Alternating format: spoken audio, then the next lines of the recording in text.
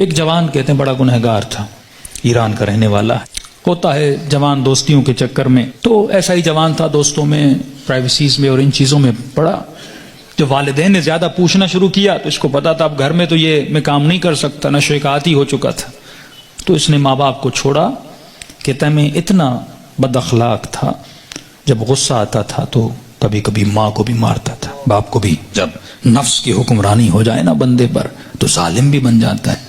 کہتا الگ میں نے فلیٹ لیا، ایک گاڑی تھی، میں اس سے مسافر اور پیسنجرز اٹھاتا تھا ایران میں، جو دن میں کمائی ہوتی تھی، رات کو نشہ، گناہ، فحاشی۔ کہتا ہے محرم کا مہینہ شروع ہوا، ایام محرم آئے، 6 دن گزر گئے، میرے دوست نہیں آئے۔ میں نے فون کیا کیوں نہیں آئے؟ انہوں نے کہا کہ مصیبت کے دن ہیں، ایام ازاں ہیں، ہم گنہگار ہیں لیکن کم از کم 10 دنوں میں ہم احترام کرتے ہیں۔ تو کہتا میں غصے سے دوستوں کو آنے کی ضرورت نہیں ہے، میں نے گاڑی نکالی اور راستے کو جا رہا تھا، مسافر اٹھاتے اٹھاتے رات بہت لیٹ ہو گئی تھی، اس راستے پہ ایک میں نے لڑکی کو کھڑا ہوا دیکھا، اسے میں نے گاڑی میں بٹھایا، کہاں جانا ہے؟ کہا سیدھا جانا ہے۔ آگے چلتا گیا، اچانک نفس نے غلبہ کیا، گناہ نہیں کیا تھا اتنے دنوں سے، ذہن میں خیال آیا اکیلی خاتون گاڑی میں ہے، نیت گناہ کی، گاڑی کو میں نے موڑا۔ یہ جوان بچی محجب کہنے لگی کہاں جا رہے ہو؟ مجھے تو سامنے جانا ہے۔ میں نے وہی گناہ والے جملے بولے، اسے دعوت گناہ دی۔ کہ بچی رونے لگی تو کیسی باتیں کر رہا ہے؟ اس نے کہا میں نے تو ارادہ بنا دیا ہے۔ کہتا مجھے واسطے دینے لگی۔ اب اکیلی خاتون کیا کرے، اسپیڈ سے میں گاڑی چلا رہا ہوں، دروازے لاک ہیں۔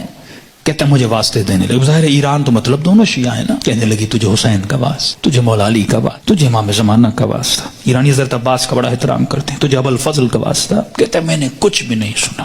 میں نے کہا یہ چھوڑ دو عقیدے کی باتیں، فلاں کا واسطہ، فلاں کا واسطہ کس نے دیکھا ہے؟ کہتے آخر میں اس نے ایک جملہ کہا جس سے میرا وجود کانپ گیا۔ کہا تجھے نہیں پتا میں کون ہوں؟ کہا میں سمجھا بولے گی فلاں پولیس والے کی بیٹی ہوں، فلاں افسر کی بیٹی ہوں، یہ ہو وہ ہوں۔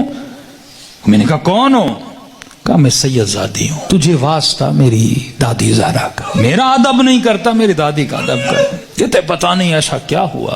میں نے گاڑی روک لی، میں نے کہا کہاں جانا ہے؟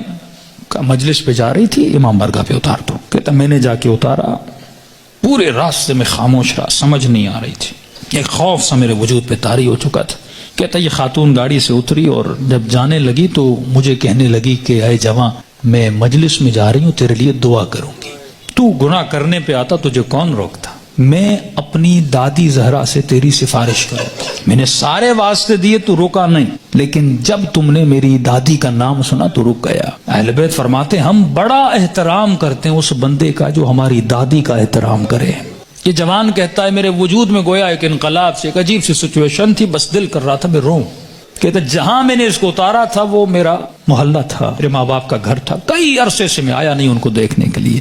میں نے کہا اس بہانے سے جاؤں، ماں باپ سے مل کے آؤں۔ کہتا اب جیسے میں نے کچھائی کی تو اچانک ذہن میں خیال آیا، اب پاورفل ہوا، میرا روح پاورفل ہوا، نفس کمزور ہو گیا۔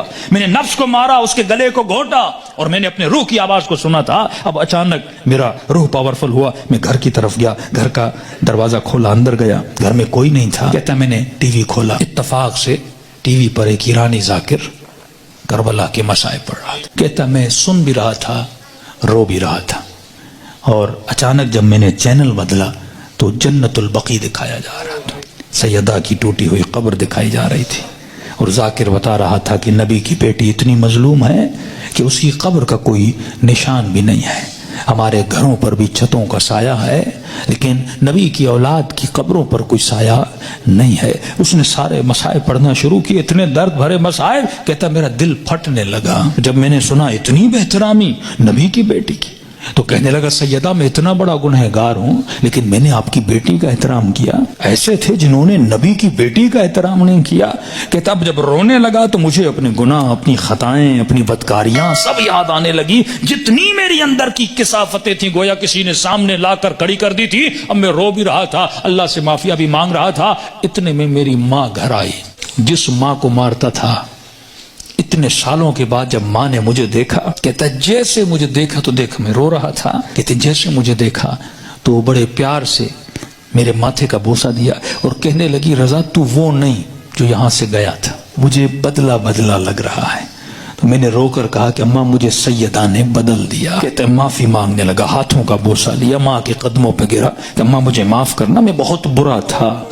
جب میں زیادہ رونے لگا تو ماں نے کہا بیٹا یہاں نہیں رو، امام بارگاہ میں مجلس ہو رہی ہے، معصوم کا فرمان ہے کوئی بھی دنیا کی مصیبت آئے نا ایسے نہ رویا کرو، بیوی چھوڑ کے جاتی ہے، بچے بدتمیزی کرتے ہیں، رزق میں پریشانیاں آتی ہیں، بندے کا دل کرتا ہے روم، کہتے ایسے اپنے آنسوؤں کو ضائع نہ کیا کرو، ذکر حسین کو یاد کیا کرو، مصیبت اہل بیت کو یاد کیا کرو، ان آنسوؤں کی قیمت بڑی ہے، ان کو ایسے ضائع نہ کیا کرو، غم حسین میں، مناجات خدا میں، توبہ میں بہایا کرو۔ تو ماں نے کہا حسین کی مجلس میں جاؤ، کہتا ہے اتنے سالوں کے بعد جب محلے میں گیا تو محلے داروں نے دیکھا ارے وہ جوان جو اتنا گمراہ تھا آج ذکر حسین میں رو رہا ہے، اس کی زندگی میں انقلاب بپا ہو گیا۔ کہا کہ جب سے گیا، اس کی ماں کہتی ہے یہ خادم بن گیا حسین کا، یہ عزاداروں کے برتن دھوتا، کبھی جوتیاں بناتا، کبھی وہاں پہ ان کے لیے چائے رکھتا، دن رات خدمت کر رہا ہے کہ پورے محلے نے گواہی دی کہ یہ اس سے سچا عزادار ہم نے دیکھا نہیں ہے۔ کہتے ہیں 1-2 مہینے گزرے، ایک قافلہ بنا کربلا جانے کے لیے، تو لہٰذا اس قافلے سالار جو تھا مسجد کا ہیڈ بھی تھا، پریزیڈنٹ بھی تھا، اس نے اسے بلایا کہ رضا ادھر آ، ایک جوان کو ہمارے ساتھ چلنا تھا جو ہیلپر تھا لیکن وہ بیمار ہو گیا ہے، میں اتنے دنوں سے سوچ رہا تھا کسے لے کر جاؤں اس کی جگہ پر، اچانک ذہن میں خیال آیا تجھ جیسا نیک جوان ہے اسے لے جاؤں حسین کی زیارت پہ۔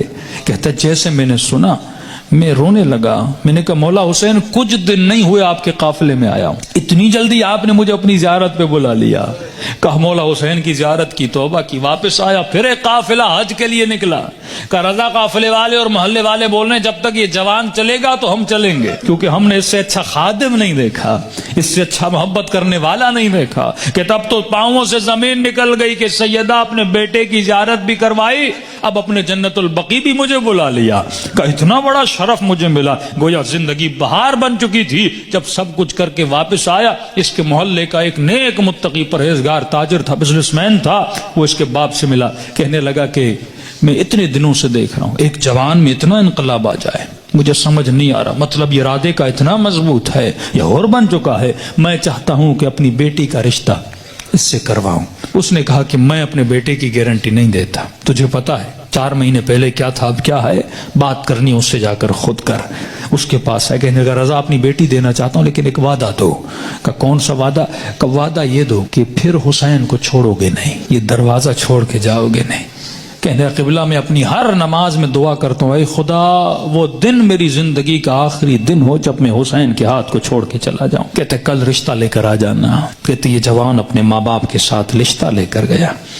جب اس کے گھر میں داخل ہو، ایران میں رسم ہے جس بچی کا رشتہ لینے جاتے ہیں وہ چائے لے کر آتی ہے، وہ بچی چائے لے کر آئی، جیسے اس جوان نے کپ اٹھایا اس بچی کی نگاہ اس کے چہرے پر پڑی، کہتے ہاتھ سے وہ ٹریل گرا اور چیخ مار کے بے ہوش ہو گئی، کمرے میں لے گئے، بڑی دیر کے بعد ہوش میں آئی، اور جیسے ہوش میں آئی زار و قطع رونے لگی، اور اس کی زبان پر بس ایک ہی نام تھا، یا فاطمہ الزہرا، یا فاطمہ الزہرا۔ ماں پریشان، بیٹی رو کیوں رہی ہو؟ ایسا کیا دیکھا؟ یہ جوان پریشان، اس کے ماں باپ پریشان، ایسا کیا ہوا؟